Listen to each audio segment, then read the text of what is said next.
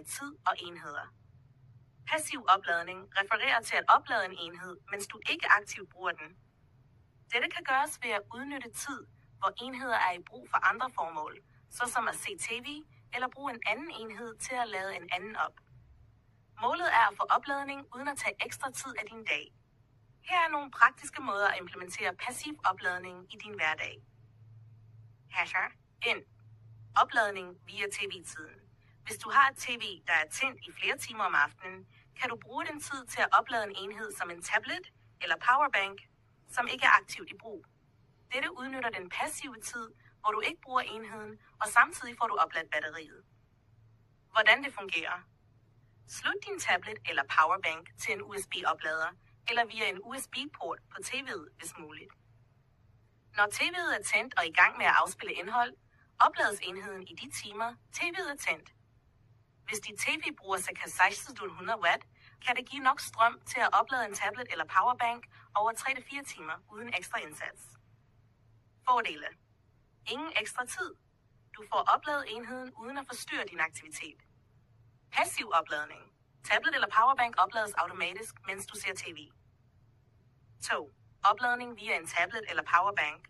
Hvis du har en tablet og en telefon, som begge bruger USB-C, kan du benytte en funktion som reverse charging eller USB OTG til at oplade den ene enhed via den anden.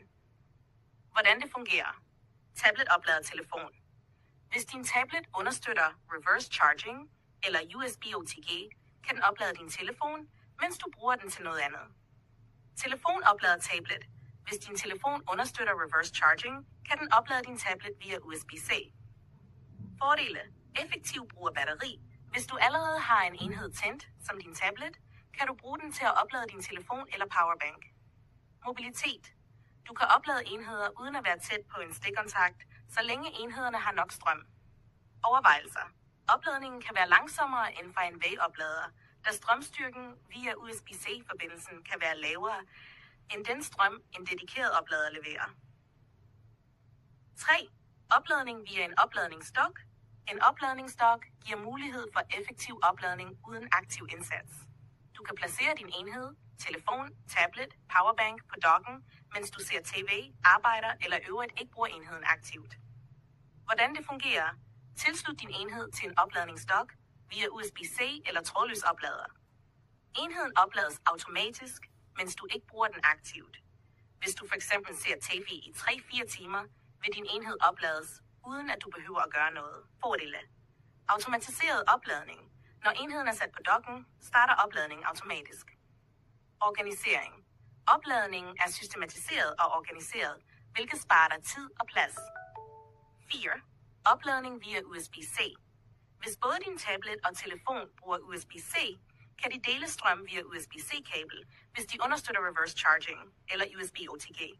Du kan oplade din telefon fra din tablet eller omvendt. Hvordan det fungerer? Reverse charging. Hvis din tablet eller telefon understøtter denne funktion, kan den ene enhed oplade den anden via USB-C. Tilslut enheden til den anden via et USB-C-kabel, og den ene enhed vil give strøm til den anden. Fordele. Fleksibilitet. Du kan oplade en enhed med en anden, hvis de begge har nok strøm. Praktisk. Hvis du har begge enheder med dig, f.eks. på en rejse, kan de oplade hinanden uden en vægoplader. Overvejelser. Opladningen kan være langsommere end med en dedikeret oplader, da strømstyrken fra en enhed til en anden via USB-C kan være lavere. Sammenfatning. Passiv opladning handler om at udnytte den tid, hvor du ikke bruger dine enheder aktivt til at oplade dem. Dette kan opnås ved hjælp af tv-tid. Oplad enheder som tablet eller powerbank, mens du ser tv. USB-C-forbindelser. Deling af strøm mellem enheder, hvis de understøtter reverse charging eller USB OTG. Opladningsstok. Automatisk opladning af enheder uden aktiv opmærksomhed. Passiv opladning er en praktisk måde at få strøm til enheder på, uden at tage ekstra tid ud af din dag.